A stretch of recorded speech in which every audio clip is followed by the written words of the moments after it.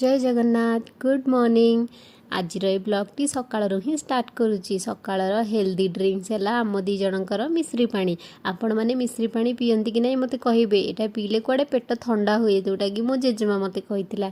तो ये टिके मिश्री पानी पी सारापर मु आसली किचन को। किचन रे कौन करी ए लंच प्रिपरेशन कहीं ब्रेकफास्ट तो मुझे ब्रेड खाइबी आउ हजबैंड तांकर सीजा सीझी खाइबे। आउ से सीजा सीझीटा कौन ए वीडियो रे आपण देखिए मते कमेंट करेंगे। आ जो तरकारी बनूची एटा है आमर छेचा छेची अंडा तरकारी जो सब जिनस मुझे छेचिकी ही बनई से अंडा तरकारी ना है छेचा छेची अंडा तरकारी।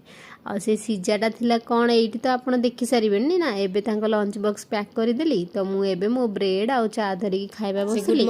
मो झील भी ये मो सहित ताल दे कि ब्रेड आउ जाम खाऊला से जेहेतु भोक जोरी थिला तो प्रथमे खाई तापर ठाकुर पूजा कली।